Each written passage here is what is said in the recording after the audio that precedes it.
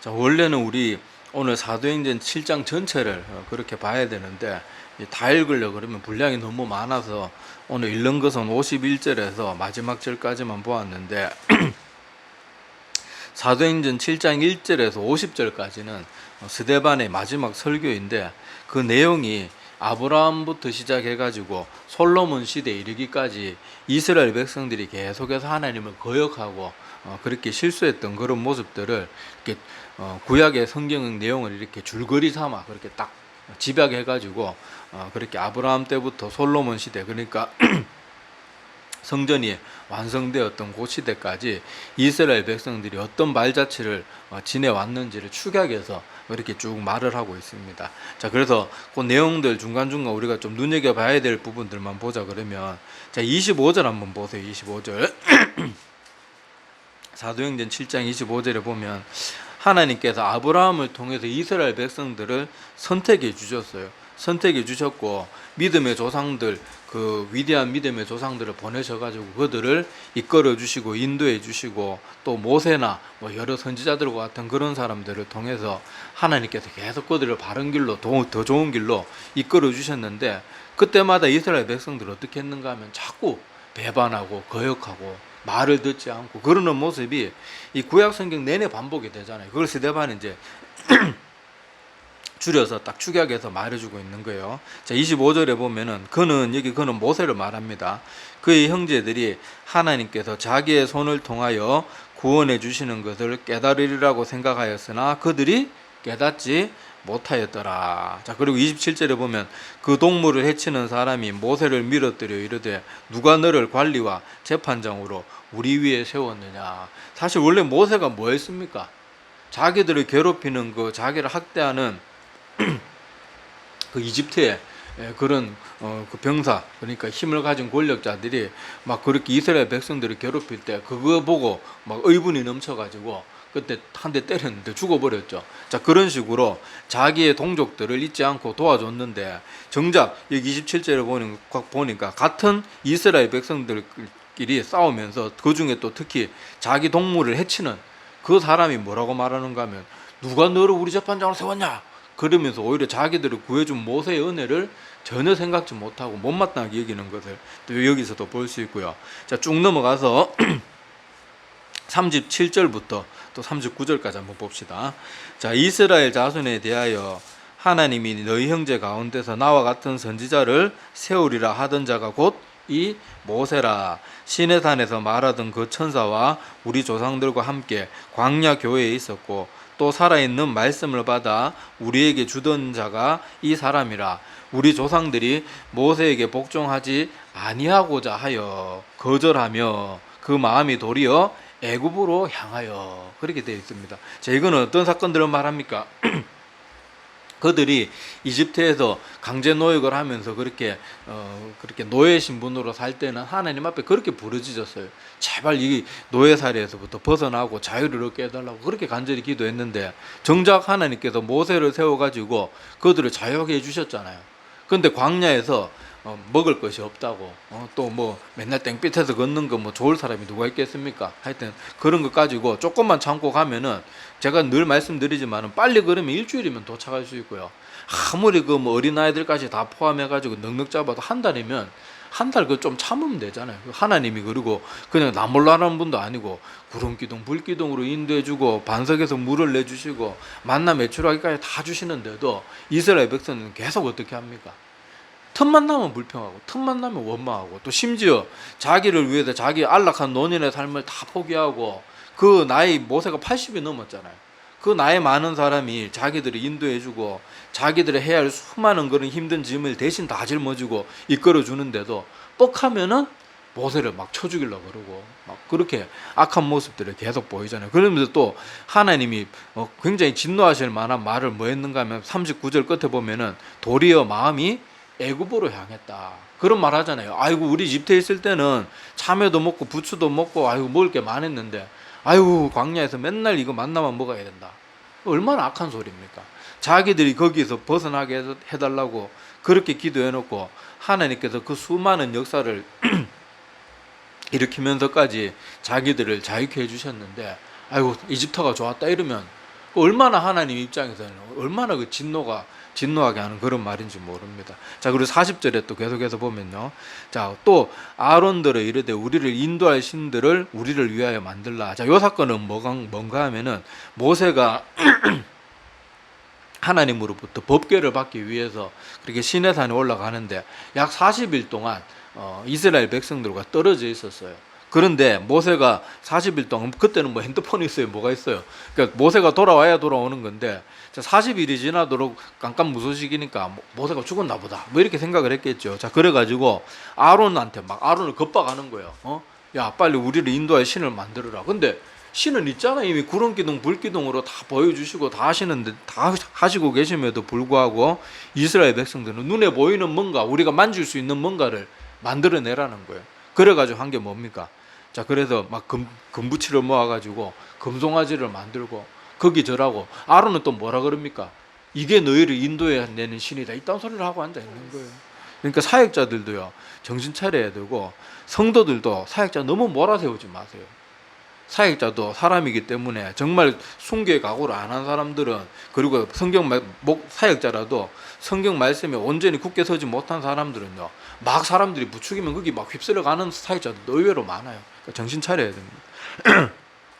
자, 41절에 보면 그들이 송아지를 만들어 그 우상 앞에 제사하며 자기 손으로 만든 것을 기뻐하고, 자, 그래 돼 있고, 자, 43절 보면요, 또 몰록의 장막과 신레판의 별을 받들었음이며, 자, 이 말씀들을 보면서 계속해서 이스라엘 백성들이 뭐 하는 모습들이 계속 나옵니까?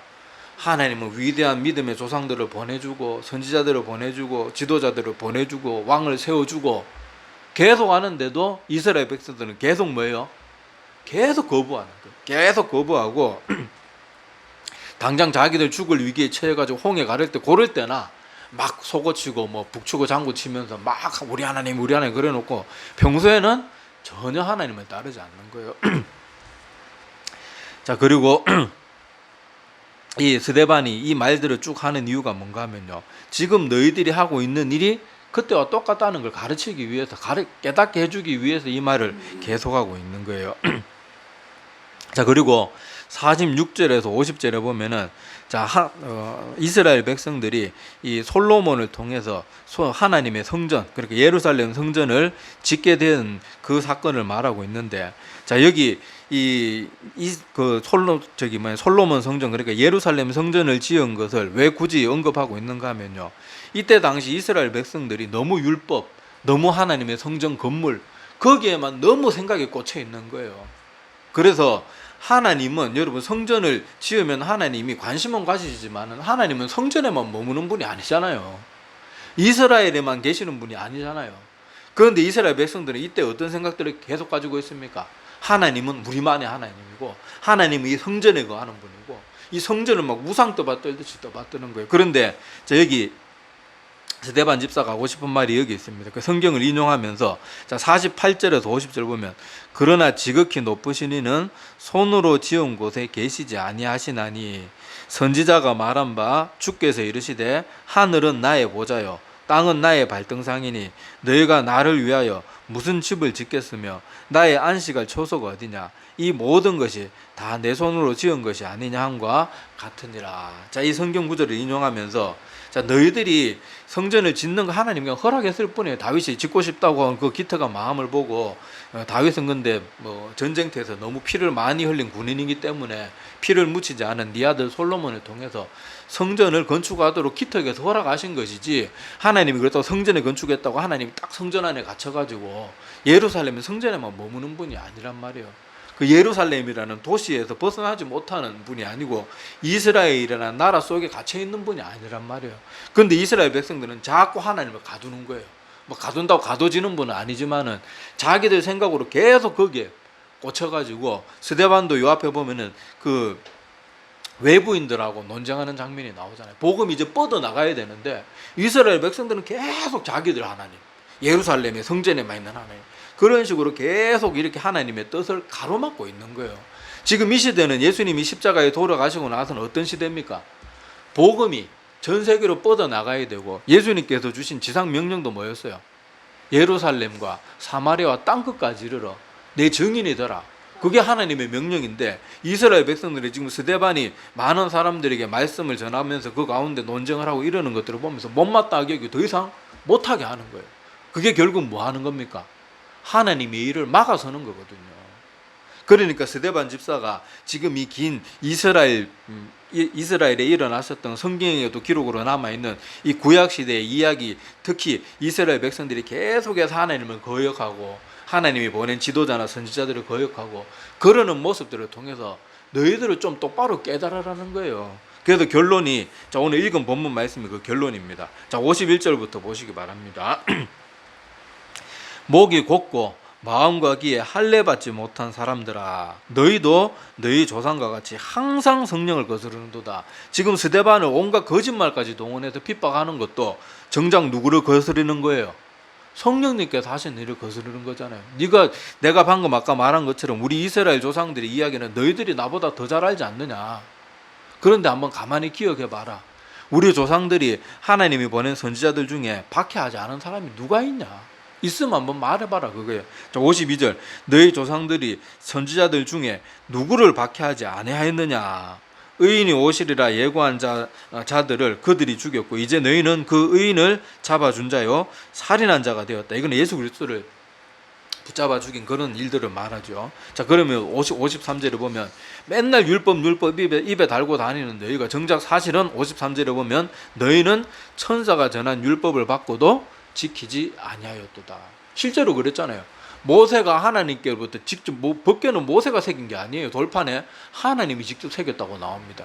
그런데 모세가 법궤 하나님의 계명을 받아가지고 와서도 수시로 뭐합니까? 이스라엘 백성들은 그 율법 맨날 입만 열만 율법 거리는 것들이 정작 율법을 안 지키는 거예요. 근데 너희들이 지금 하는 짓이 그들과 똑같다. 우리 조상들이 실수했던 그 모습과 똑같다. 그러면서 너희는 목이 곧고 마음과 귀에 할례 받지 못했다. 이 할례를 굳이 말하는 이유가 너희들은 그 육신적인 할례 그거 받았다고 굉장히 교만해가지고 마치 지들이 하나님의 뜻을 다 하는 것이냐, 그리고 이방 백성들을 무시하고 하나님의 뜻이 마치 자기들이 다 하는 것이냐, 늘 그렇게 교만을 떠는데 정작 너희들이 할례 받아야 될 그런 마음과 귀에는 전혀 할례를 받지 못한 상태다. 육적으로만 할례 받으면 뭐하냐? 너희의 마음은 전혀 하나님의 마음, 복음과 하나님의 말씀과 명령대로 하나도 변화되지 않았는데 그게 무슨 소용이 있냐는 거예요. 자, 그런데 그 다음에 이들의 반응이 참 안타깝기도 하고 무섭기도 하고 그렇습니다. 자, 54절 한번 보세요. 자, 그들이 이 말을 듣고 어떻게 됐다고 나옵니까? 마음에 분명히 찔렸다고 나와요. 아, 이게 우리가 처해 있는 모습이구나. 찔림을 받았대요. 자, 그런데 그 반응은 뭐였어요? 그를 향하여 이를 갈았다. 참 이거 안타깝기도 하고 무섭기도 하잖아요. 분명히 하나님의 말씀을 듣고 마음에 찔림은 받았는데 반응이 뭐예요? 이를 가는 거예요. 이씨 막 하면서 막 악을 쓰는 거예요. 여러분, 말씀에 대한 반응이 내 영혼을 살리고 죽이는 것이 말씀에 대한 반응이 있다는 걸 명심해야 됩니다. 예수님께서 이 땅에 계실 때 간음하다가 현장에서 잡힌 여인이 그렇게 잡혀와가지고 그 또 못된 놈들이 예수님 시험하려고 이 여자 어떻게 해야 됩니까? 돌로 쳐 죽여야 되는 거 아닙니까? 막 이러면 또 그래라 그러면은 또 율법대로 그래라 그러면은 예수님은 인정머리 없는 사람이다. 막 이런 식으로 하여튼 어떤 대답을 해도 빠져나가지 못할 그런 사건을 딱 만들어 가지고 오죠. 그때 예수님이 근데 하나님이신 분이 그 인간의 꾀 따위에 넘어가겠습니까? 예수님이 그때 뭐라고 말합니까? 너희 중에 죄 있는 자가 먼저 돌로 쳐라. 근데 그때 그 말을 들은 사람들이 어떻게 합니까? 하나 둘 다 떠나가잖아요. 자, 다 떠나가는데 자, 거기에서 보면 거기서도 똑같은 예수님을 듣고 말씀을 듣고 그 사람들은 깨달은 거예요. 아, 맞다. 내가 지금 이 사람 죄 지었다고 막 당장에 돌로 쳐 죽일처럼 살기 등등했는데 아이고, 내가 저 사람과 다를 바 없는 똑같은 죄인인데. 그러면서 이 말씀을 듣고 그 사람들은 돌로 쳐 죽이려고 마음까지 흥분이 막 분기가 충천해 있던 그 사람들이 예수님의 말씀을 듣고 찔림을 받아가지고 자기의 죄를 깨닫고는 돌아간 거예요. 그러니까 그 사람들은 아무 죄가 없는 건 아니지만 하여튼 살인죄를 저지를 수 있는 그 악한 일을 면할 수 있었던 거예요. 근데 오늘은 똑같은 자기를 깨닫게 하는 말씀을 듣고 이 사람들은 그를 향하여, 그러니까 스데반을 향하여 이를 부득부득 가는 거예요. 이 말씀에 대한 반응이요, 다시 말씀드리지만 내 영혼을 살리기도 하고 죽이기도 한다는 걸 꼭 기억해야 됩니다. 제가 사역을 해보니까요, 이 말씀에 대한 극명한 이 반응의 차이가 실제로 교회 안에서 많이 일어납니다. 어떤 사람은 하나님의 말씀을 듣고 그 말씀을 정말로 자기에게 필요한 말씀으로 알고 그걸 감사히 받고 또 고칠 것은 고치기 위해서 애를 쓰고 회개하고 하여튼 몸부림치는 사람이 있는가 하면은, 어떤 사람은 그 말씀을 전한 목사를 미워서 못 견뎌하는 사람이 실제로 있어요. 의외로 많아요. 자, 제가 조금 이해를 돕기 위해 가지고 실제 제가 겪었던 일이 아니고 있을 법한 일을 제가 만들어 가지고 예를 들어 볼게요. 저 어떤 목사님이 그날 주일에 이런 설교를 했다고 칩시다. 우리가 세상의 물질이나 세상의 욕망, 세상의 권력 뭐 이런 것들에 너무 마음 빼앗기지 말고 우리가 정말 하늘에, 주님께서도 하늘에 저 보화를 쌓고 하늘의 창고를 풍족하게 하라고 하셨는데 우리가 그 말씀을 기억합시다. 만약 이런 메시지를 전했다고 해요. 자, 그러면은 건강한 성도, 성령 충만한 성도, 하나님의 말씀을 두려워할 줄 아는 성도들은 그 말씀 듣고 어떻게 하겠어요? 아유, 맞다, 내가 요새 맨날 그 세상 돈 이런 거에 빠져가지고 맨날 어디 이자 많이 주나 뭐 주식 투자 어디 해야 되나 이런 거에만 관심을 빠져 있고, 아이고 내가 정말 그렇게 살면 안 되는데, 정작 내가 매일 돈에는 신경 쓰면서 하나님의 말씀 알아가고 기도하고 뭐 예배 더 잘 드리는 거에 전혀 관심을 가지지 못했구나. 아이고 하나님 죄송합니다. 그러면서 그 말씀을 듣고 회개하고 기도하고 자기의 마음을 다잡고 또 그 말씀을 전해준 목사님, 맞아, 아이고 목사님이 저 말씀 안 전해주셨으면 내가 계속 이렇게 살았을 텐데, 그렇게 목사님께도 감사한 마음이 들고 이러는 것은 건강하고 올바른 성도, 성령의 인도함을 받는 성도예요. 자, 그런데 어떤 사람은 막 그런 설교를 듣고 나서 목사라해서 일을 정말로 부득부득 가는 사람이 있습니다. 가령 그 사람이 지난주에 성도들하고 모여가지고 예배 다 끝나고 또 뭐 차 한잔하면서 막 또 뭐 어느 은행이 이자가 많이 주더라, 뭐 나 어디 코인 투자했는데 뭐 어떻게 대박이 났더라, 이런 얘기를 막 했다고 칩시다. 근데 목사는 그 사실을 전혀 몰라요. 근데 이 사람은 어떻게 생각하는가 하면, 목사 저게 또 누구 말 잘하는 사람한테 정보를 듣고는 오늘 모든 성도들이 하나 앞에 내가 지난주에 그렇게 떠벌렸는데 나 망신 주려고 공개 석상에서 나를 치는 설교를 하는구나. 아, 목사님 그런 사실도 모르는데 그렇게 자기는 혼자 소설을 쓰면서 오해를 한다니까요. 그러고는 그래, 니까짓 게 목사면 뭐야, 나는 이 교회 창립 멤버다 막 이러면서 교만한 마음을 가지고는 내가 가만히 놔두는가 봐라 그러면서 목사에 대해서 온갖 음해를 하고 거짓으로 막 말을 퍼뜨리고, 그런 사람 없는 것 같죠. 많아요. 생각보다 많아요. 그런 식으로 하나님의 말씀을 듣고 그것을 잘못을 뉘우치고 회개하고 돌이키기보다는요, 그 말씀을 전해준 사람이 미워서 못 견디는 거예요. 저도 이건 제가 직접 겪은 건데 정말 어떤 특정한, 내가 무슨 설교를 했는지는 모르겠는데 하여튼 그 설교를 하고 나서 그 다음 주부터 평소에 그렇게 저한테 잘하던 성도가요, 설교 한번 딱 하고 나면 눈도 안 맞추시고 완담하면 인상 쓰는 그런 성도들이 제가 사역하면서 많이 봤어요. 많이, 여러 명 봤어요. 2번 다시 저하고 말도 안 하고 인사도 다시는 안 하는 그런 사람들이 지금까지도 있고, 나는 그 사람들에 대해서 몰라요. 내가 그 사람은 뭔 관련이 설교했는지는 모르는데 눈도 안 마주치려고 인사도 안 해요. 보면 인상 팍 쏘고 고개 팍 돌리고요. 그거는요, 결국 자기 스스로에게 손해가 되는 거예요. 설령 마음에 안 든다 그러더라도 여러분 사회생활 하면 여러분 마음에 안 드는 직장 동료 있다고 그렇게 팍팍 돌리고 그럽니까? 먹고 살려면요, 보기 싫어도 같이 인사하고 마음이 없어도 악수하고 그 정도는 할 수 있잖아요. 근데 교회 모이면 사람들이 막 살기 등등해가지고 막 그렇게 못된 모습을 보이고 하는데, 자, 말씀을 듣고 찔림을 받았을 때 그 말씀에 대한 반응이 내 영혼을 살리기도 하고 죽이기도 하고 생명에 이르기도 하고 멸망에 이르기도 한다는 것을 우리가 꼭 기억해야 됩니다. 오늘 이 말씀 보면 너무도 안타까운 게, 이 사람들은 분명히 이 말씀이 자기들에게 주어지는 말씀임을 알았거든요. 지금 스데반의 설교가 자기들에게 주어지고 있는 말씀이라는 걸 자기들의 마음의 찔림으로 알았거든요. 그런데 이 사람들 어떻게 하냔 말이에요. 막 이를 부득부득 갈면서, 오히려 이를 부득부득 갈다가, 자, 한마디 이제 스데반이 더 하죠. 자, 56절부터 보면, 말하되 보라, 하늘이 열리고 하나님 우편에 서신 것을 보노라, 이 말을 하자마자 57절에 그들이 큰 소리를 지르며 귀를 막고 이제 더 이상 안 듣겠다 막 이거예요. 길을 막고 일제에게 달려들어 성 밖으로 막 질질 끌고 가가지고 막 발로 차면서 끌고 가가지고 돌로 치는 거예요. 얼마나 잔인하고 극악무도합니까? 아니 스데반이 무슨 죽을 죄를 저질렀으면 모르겠는데 무슨 하나님을 모독한 말을 한 것도 아니고 간음 현장에서 잡힌 것도 아니고 사실 여기 잘못한 말이 뭐가 있냐고요. 스데반이 있는 그대로의 말을 했을 뿐인데 이렇게 극악무도한 사람들을 돌변해가지고 아무 죄도 없고 심지어 하나님께서 너무도 사랑하는 그 집사를 돌로 쳐서 그렇게 죽이고, 말이 여러분 돌로 쳐서 죽이는 거지 멀쩡히 살아있는 사람을 돌로 쳐가지고 죽을 때까지 수많은 사람이 돌을 던진다. 얼마나 잔인한, 여러분 상상 한번 해보세요. 얼마나 잔인한, 사람이 막 머리가 깨져 피를 흘리고 아직 숨쉬고 있는데 죽으라고 막 돌로 계속 내리치는 거예요. 얼마나 잔인합니까? 그 짓을 막 살기 등등해가지고 하는 거예요. 분명히 방금 하나님의 말씀을 듣고, 더구나 스데반은 지금 성령 충만했다고 나오잖아요. 성령님께서 친히 하시는 말씀을 듣고도 이를 부득부득 갈고 귀를 막고 소리를 막 지르면서 그렇게 스데반을 죽이는 거예요.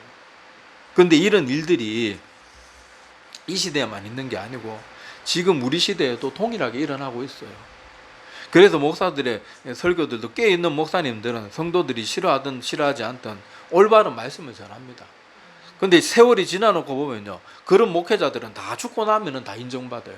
옥하는 목사님 같은 분들, 뭐 조나단 에드워즈 목사님 같은 분들, 또 에이든 토저 같은 목사님들, 그런 분들이 살아생전에는 빌난 사람 취급받고요, 잘난 척한다는 막 그런 소리 듣고 혼자만 성경 다 아는 것처럼 막 그런 취급받았지만 죽고 나니까 그 사람들이야말로 정말로 하나님이 보낸 사람이구나 알게 되는 거예요.